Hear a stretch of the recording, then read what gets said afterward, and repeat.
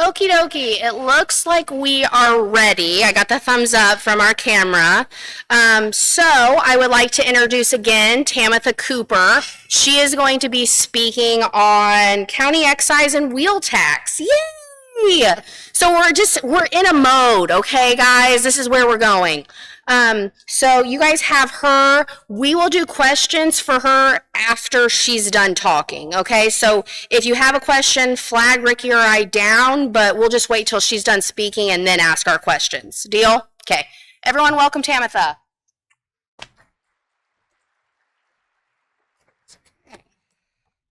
All right. We wanted to do a presentation on the county excise and wheel taxes as far as ordinances. So currently there are still a little over 30 counties that do not have county excise or wheel taxes. And I know that a lot of you are moving towards adopting those, and or there are counties that have them adopted that are looking to update their ordinances. So what we have put together is trying to help you work through some of the downfalls of putting an ordinance together so that you can make it as easy as possible for you to get those ordinances passed and get them collecting. So what we're going to start with is first, what do we need to do? So you need to, if you're going to do a wheel tax, you also have to do a county surtax. You have to adopt both. You can't do one without the other. All the vehicle types need to be, and we're going to go through those in just a minute. All the vehicle types need to be included. We see that a lot with a lot of the older ordinances or people that are trying to put these together. They don't have the list of all of them. They all have to be included, even if you're not going to charge the same rate or you want to charge a minimum rate for certain vehicle types. And we'll talk about those as we go through. One of the new things that BMV is trying to help with, because it's not a simple process. If you know that you're going to be adopting an ordinance or you are going to be updating your ordinance, if you would like, it's not mandatory, you can send those ordinances over in a draft. And our legal team would be more than happy to look them over and make suggestions.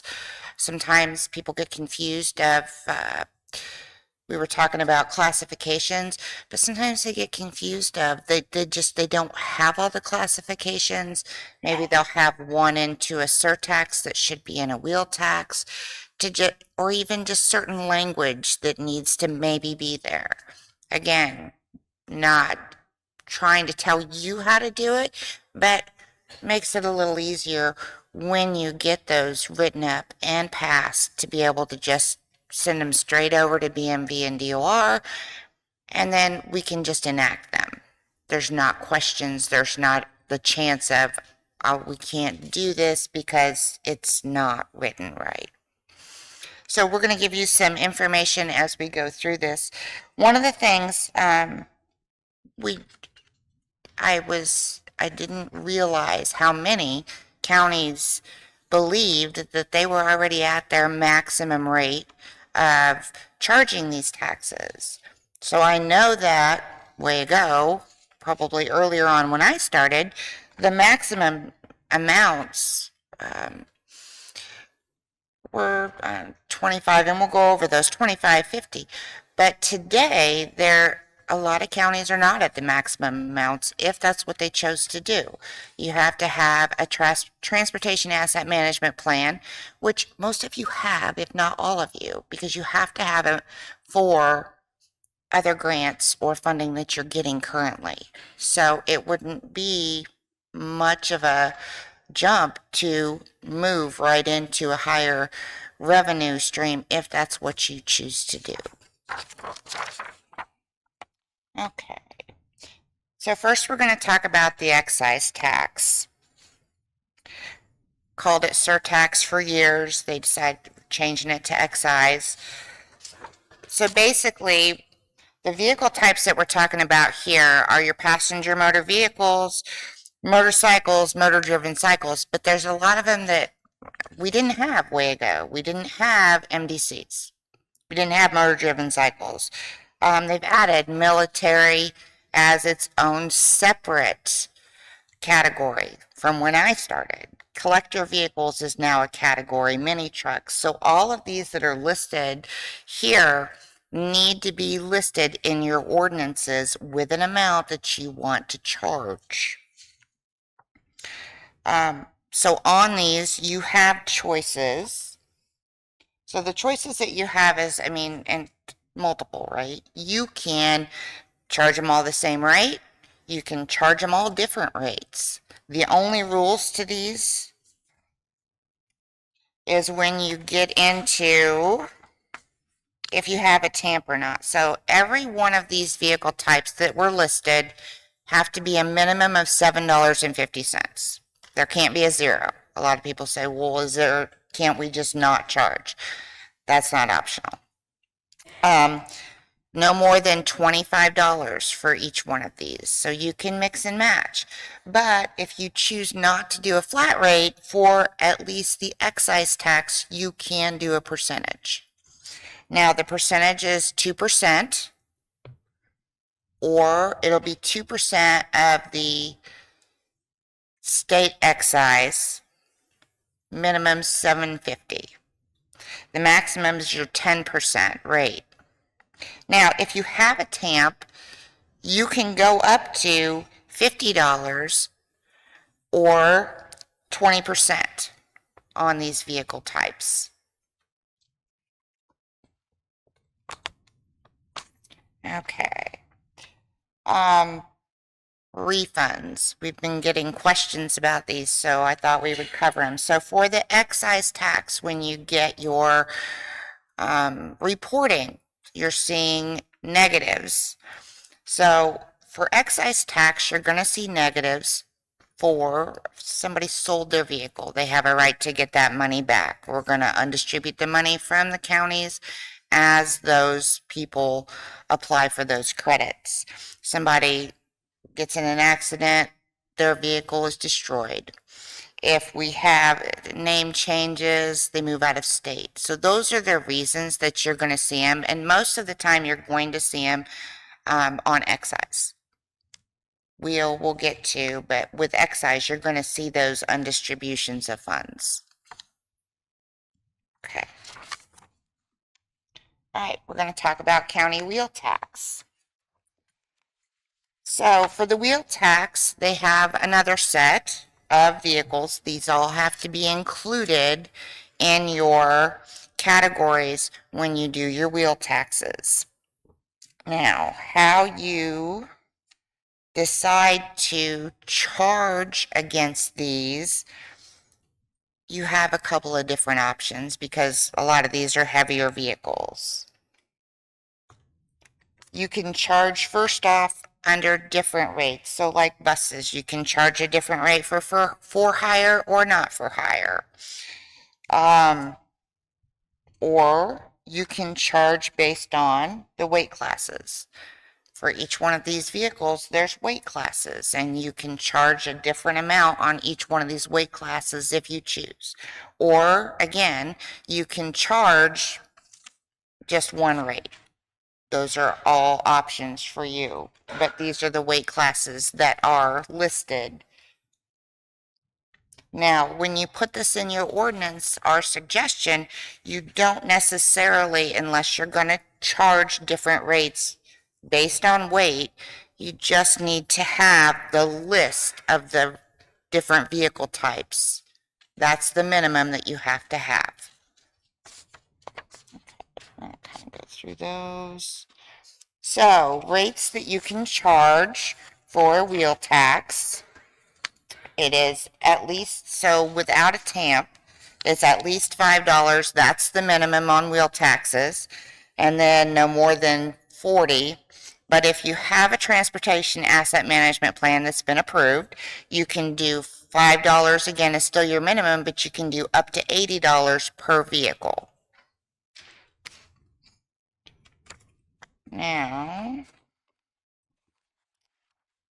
with the wheel tax, and I just had a call about this the other day, so a lot of times you won't see credits for wheel tax.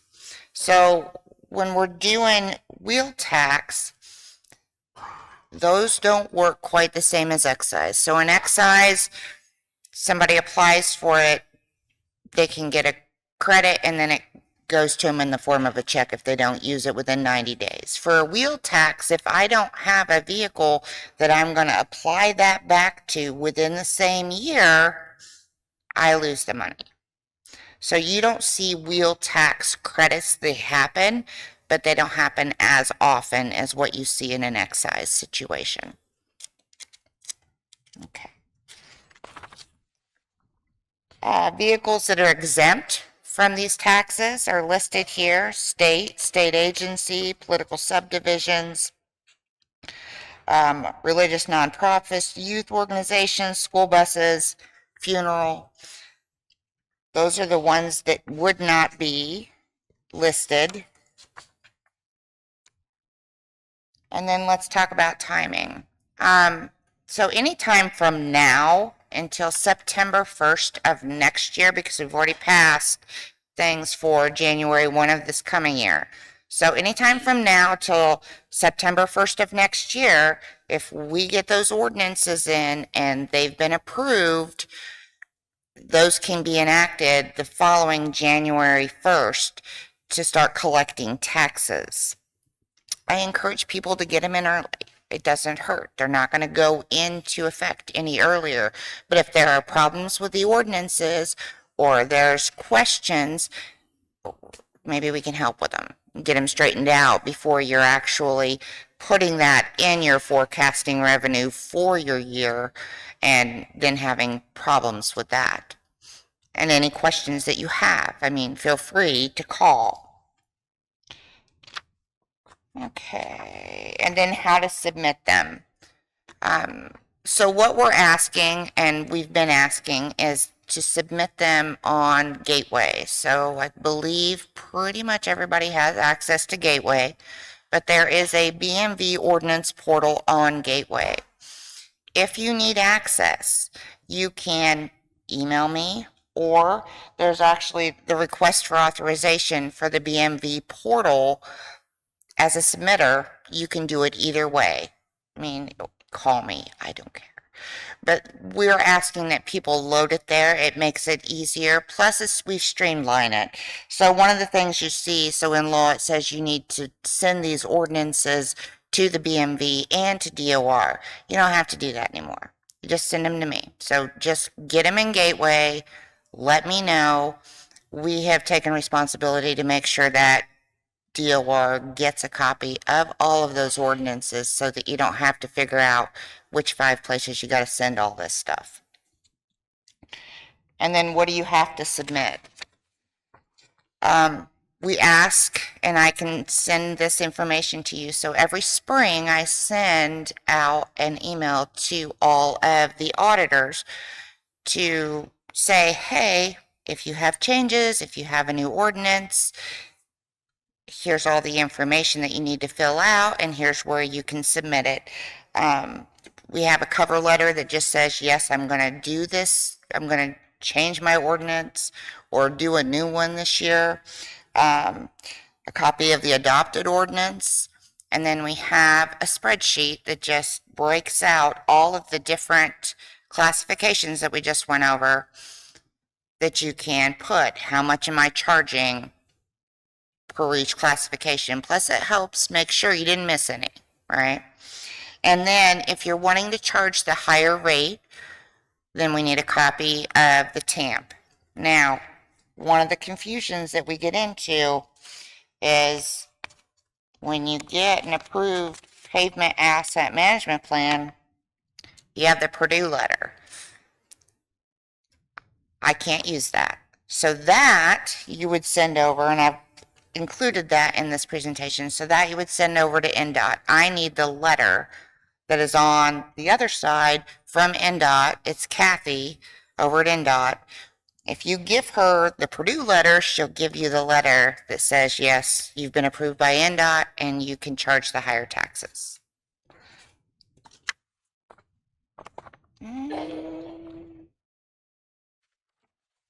Okay. And then this is just some contact information for me or our legal department. Either or. You can send stuff to me. You can send, if you want to get the draft reviewed by our legal department and you just want to send it directly to them or have your attorney send it to them, we provided that information. Questions? Tamitha, are you ready for questions, I take it? Yes. Who has questions? Come on, guys. Why are you so quiet today? It's excise. It's boring. Is this because it's excise? It's boring. It's not Tamitha, because we love Tamitha, Excise. right? It's excise. Okay, that's fine. It's the topic.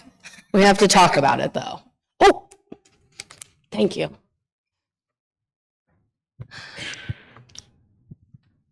I was wondering, how do we know if our county has TAMP? I'm sorry? How do you know if your county has TAMP? Your county engineer would have that. We don't have a county. You don't have it. Okay, so who does your roads?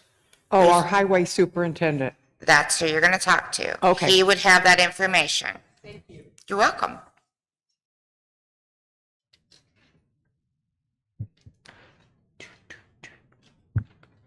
It's excise. So you guys just know everything now. They do. You're experts? Oh, see, I knew that. Okay. Melissa, I'll be right over to you. I think you had your hand up, right? Okay. Hi, Laura Phelps with Crawford County. You had mentioned that if somebody had sold their vehicle or demolished it in some way, that they can apply for a credit on the excise. Yep. Is that a form that we're supposed to have, or that I've never had anybody apply for that? So They will not apply for that. So they apply for that through BMV. The counties don't have to deal with it. But when you get your excise distributions, you will see line items with a negative. That's because somebody applied for a tax, and then we reduce the amount of tax we give you by those. Yes.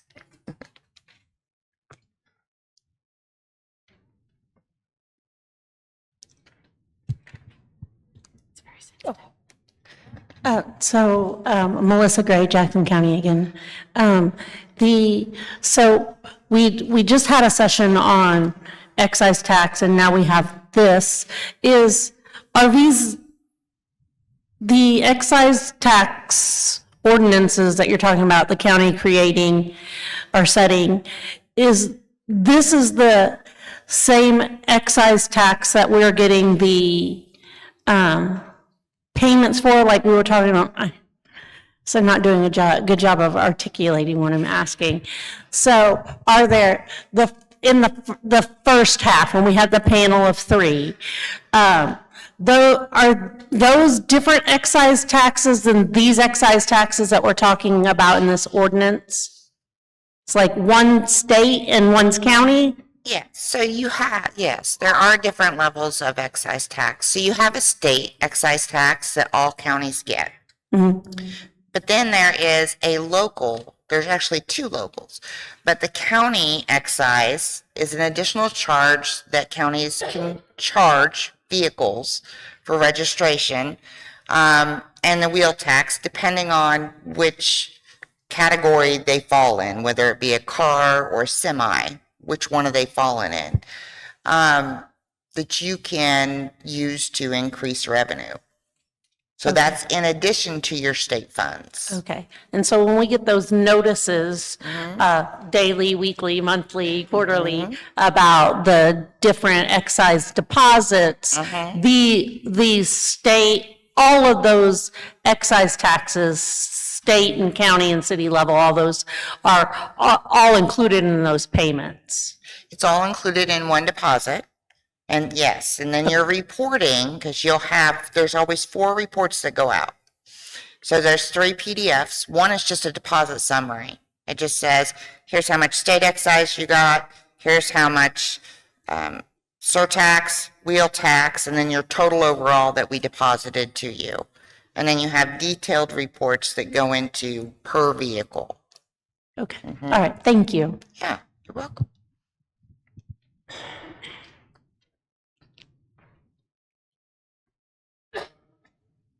We have 13 minutes. Any other questions? I know, Tamitha, you had some additional slides, right? Or did you make them through those? I didn't bring slides. Oh, you didn't bring, okay, No, I didn't bring slides. okay. I do so because I usually end up with questions about this. I know we've been doing excise, but this is kind of excise. Questions other than just the distribution. I know DAV is usually a big deal. Oh, thank you.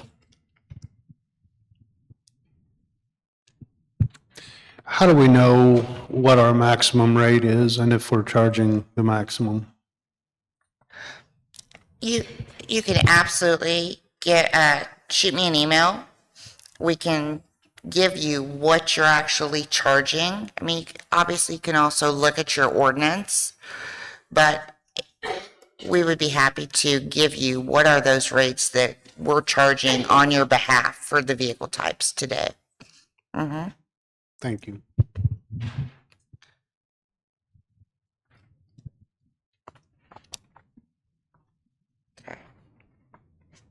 Deb, I don't know, Tamitha, do we have any more questions or information that we want from Tamitha? Because Deb, I was going to ask for housekeeping.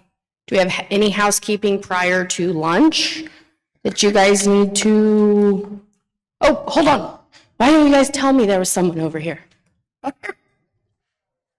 Okay, thank you now. Gosh.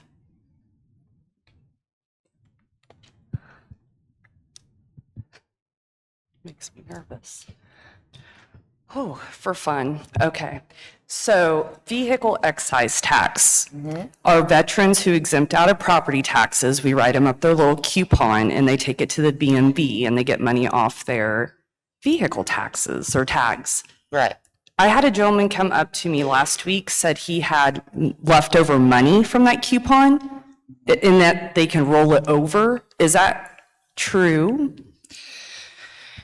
If it's still within the same taxing time, yes. I mean, so if I But not apply, from 1 year to the next year. you can't roll it over 1 year to the next year. Got it. No, Thank you. no. Oh, hold on.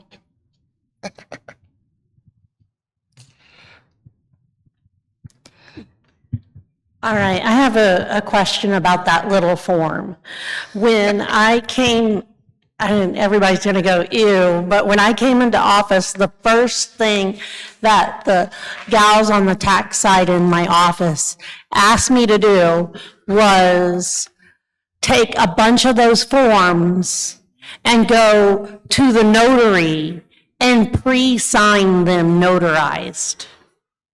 Yeah.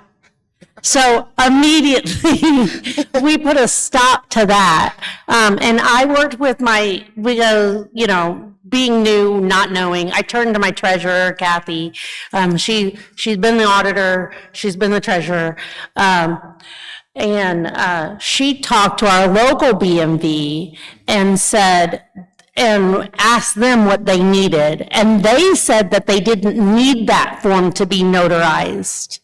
I don't have a notary in my office. What process is everybody doing for that form that says it?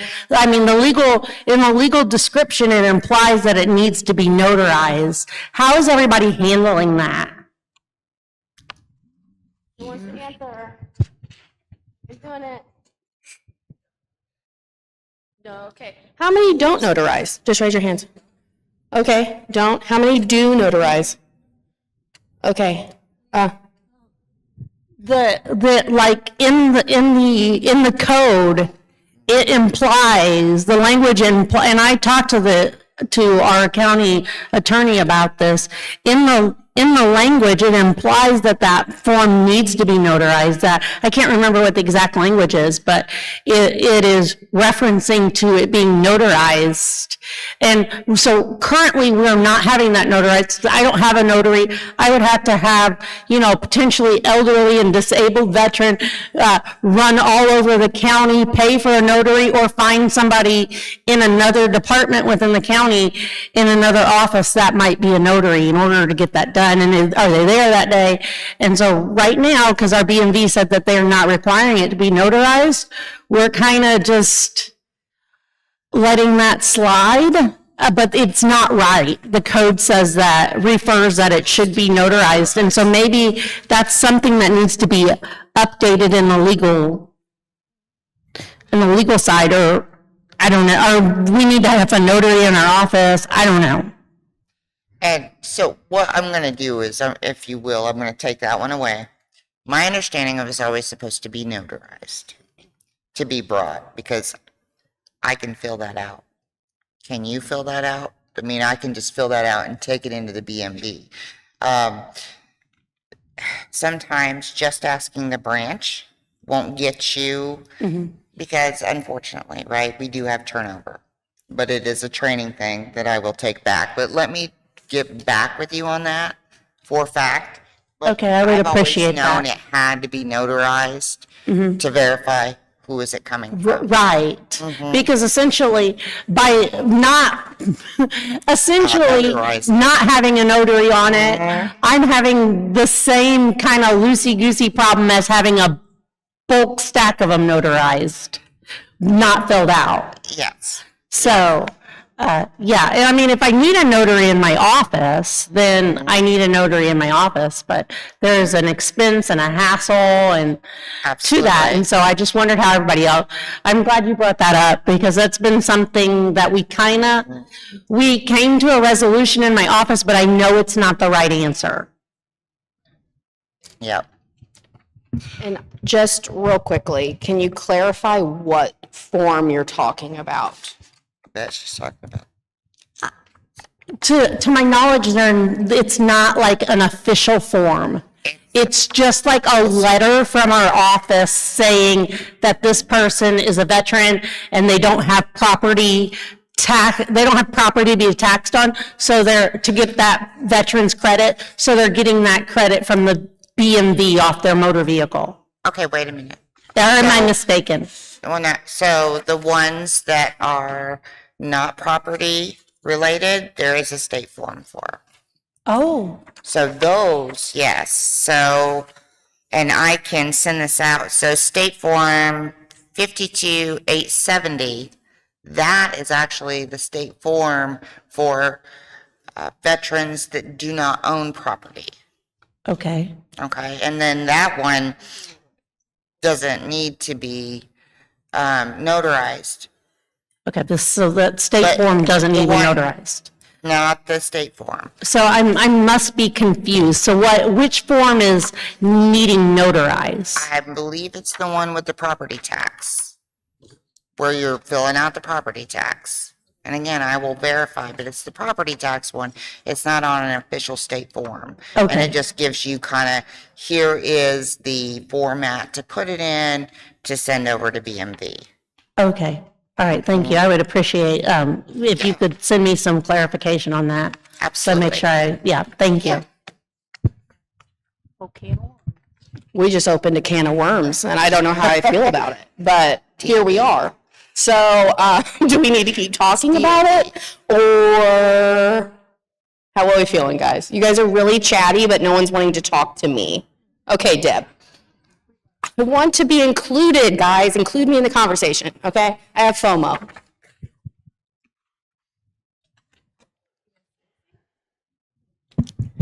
Okay, so I just wanted to comment on the notary situation. I do have a notary in my office, and I also have paid out of our training and education fund for a second notary to be in my office. It's not only these types of documents that you might have to have notarized, but also some of your bond paperwork. So I would highly encourage everyone to have a plan or some type of process with a notary. to be nearby, because there's a lot that might come down the pike for you. And I don't know if somebody else has a question, but I do have some. Coming. I'm running with water. Hold on. I just wanted to tack onto that. Similarly, when I took office, I made sure that I had 2 notaries in my office, and we do pay for it out of our training fund so that we hopefully always have someone available to take care of that type of documentation. It is life-saving, really. There are times where other offices utilize our notaries because they do not have them. Okay. We have 3 minutes. I'm going to let Deb do our housekeeping, but first, can we thank Tamitha? She did great. Thank you so much. We have her information on the screen. I don't know, Tamitha, are you going to be sticking around a little bit longer through lunch? Okay, so if you want to ask her a question offline, go ahead, find her. Let her eat lunch first, though, okay? But, okay, here's Deb. Okay, just real quick, while we were talking about notaries, it made me think of your auditor seal. Some documents you may be able to attest with your county auditor seal as well.